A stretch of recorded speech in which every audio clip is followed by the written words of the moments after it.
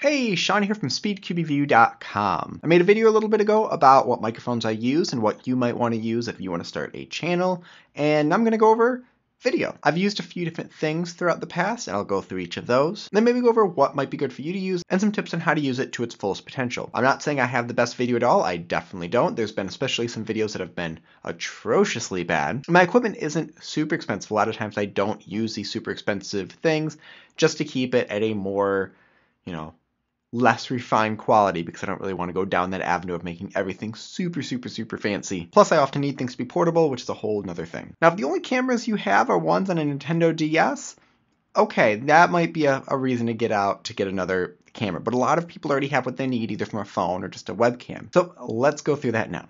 What I'm talking to you right now is my nicest camera. I'm going to go kind of backwards. For the microphone one, I went reverse, but I'm going to start with most expensive. I have a Vixia G20. It is a camcorder. It's not a DSLR camera. This is made for videos and not just for photos. It doesn't quite have the depth of field of a full DSLR camera. Now, I found this one for about half the price of what a brand new one is. I'll put a link in the description to where a new one is, but I probably wouldn't be able to afford this one, which is around $800 brand new, and so I was lucky to find this one a little bit used. I do use this often, but it is a little bit of a hassle sometimes getting the videos off the camera, and then I've had issues with it where the video doesn't quite transcode correctly, so I have to do some work around it. And so often I will just go to my webcam. Now this isn't my built-in computer's webcam. This is a Logitech webcam. It films HD video and it's under $100. This was one of my favorite purchases. I was using my computer's webcam and I didn't even realize how much nicer it was to have one like this. This is also really nice because it records right on the computer, which is right where I edit the videos as well. And I use the webcam for obviously live streams, but also for a lot of my videos. There are some issues with it though. You can adjust the settings to get lighting and other things like that a little bit nicer, but it often can't handle certain colors because the camera is just a little bit smaller, and although you can edit some things, other things are a little bit more difficult to actually adjust. And I'll show you that. Actually, I'm just going to grab the camera, and this is my fancy schmancy playmat. And sometimes cubes look a little bit odd. I'm just going to hold on to this right now. I'll talk about how to prop it up for actual unboxings at the end. But you can see sometimes red and orange look a little bit odd. And I always thought it was just the webcam, but it's adjusting to the entire thing. So one thing that helps with this is to have a white background. With this white background, I found all the colors are a lot more natural. And this is actually just another playmat. So this is really cheap on Amazon. People often get these so they can draw and color on them. But if you have a webcam and you're finding colors a little bit odd, I would suggest getting an all-white background, and a white playmat works very well for that. Now I did have a couple other cameras between this, but the third main thing you can have besides that camera and the webcam is a phone.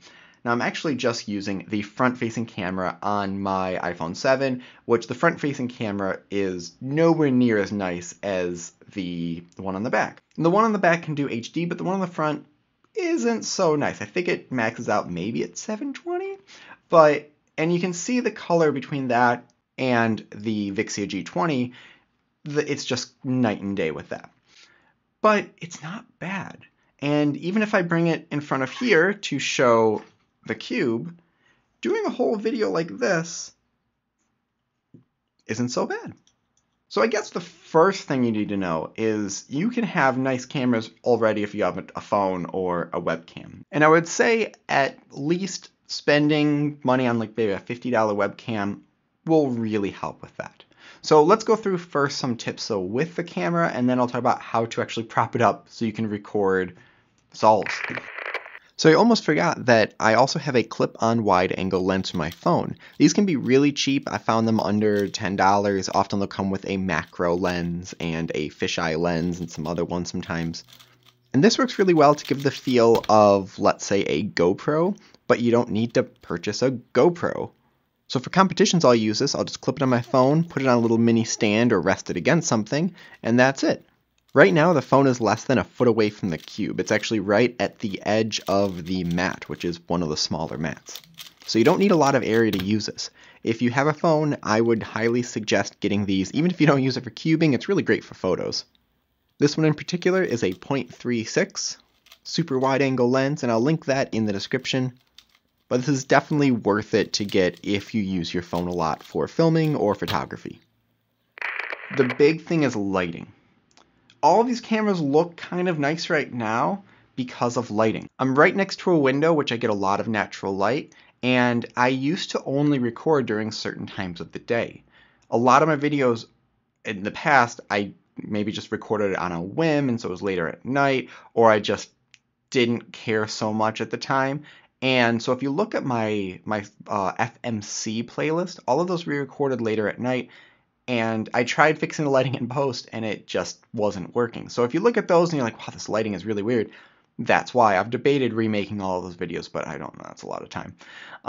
So lighting's a big thing, and like I said, I used to set up my desk and only record certain times of the day until I actually got some big actual lights. So they're behind the cameras right now. I'll just turn this around so you can see again. Yeah, some of these lights right here. Again, they're not as expensive as I thought they'd be. They are under $100. And if you want to invest in those, it will make even just the smallest camera look so much better. If not, you can also just record outside. If it's a cloudy day, that's best. I think one of my videos where I reviewed the GAN Air, or maybe it was a GAN 356 V2, one of those, I recorded it mainly all outside because I didn't have these lights, and I didn't have the lighting in my office, didn't really come in at the right angle, so I just went outside and did it all there. It's actually pretty basic for cameras. A webcam or even a phone can work really well, but lighting is key, making sure you're by a window or you just get some nicer lights. You don't need a super fancy camera, but if you want a more cinematic feel, of course, getting a DSLR and getting different tripods and things like that are important. Another thing, speaking of tripod, is that you might want to put your camera on a tripod and not on the table, because if you do something like this, all the cameras will move except the one that's not on the tripod. So my phone's sitting on the table, not moving too much. My webcam is sitting on my laptop screen, which is bouncing back and forth, but the Vixia G20 is right just on a stand that's behind the table. So lastly, how do you record the cube in actual view? Now you can get a head mount with a GoPro that can work, but then it's going to move around a lot. I have taken a tripod and just set it right here, and I have to reach around it to hold the cube, and that's where the solves don't really work out so well. You can use a stand like this, like I'm using for my microphone, and put the camera there. Now I'm not a big fan of that because the camera ends up being a little bit farther away and it looks very top down. I like it to have a little more of an angle. When it's very top down, it doesn't feel as natural. When I'm at my office, my studio, where I record a lot of my unboxings, I literally take my phone, put it on a music stand, and then the music stand sits about here and I can reach underneath it. And that's not actually a bad angle for that. The lighting's not the best in that room because there's no windows and I don't bring these in. I found some other lights to put up to make it look a little bit nicer, but that's a big issue there. I've used music stands in the past here as well. There's a tripod.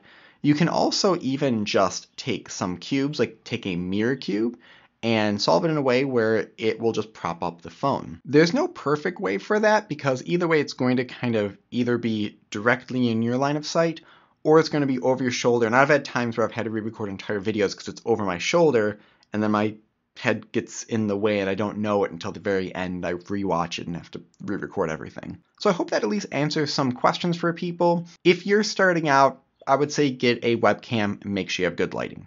If you really want to go all out, although I like the Vixia G20, I think a lot more people lean towards DSLR cameras as those seem to do videos very well and you have a little more depth of field in a lot of those. If you don't want to spend any money, most of the time phones will have good cameras and it's all about finding that, again, right lighting and good angle for it. So thank you very much. Please leave your thoughts and questions in the comment section below. Hit like, subscribe, more content like this in the future, and as always, stop by speedcubeview.com for more news and reviews. Also, oh my god, I need to sneeze so bad. Oh, just sneeze already.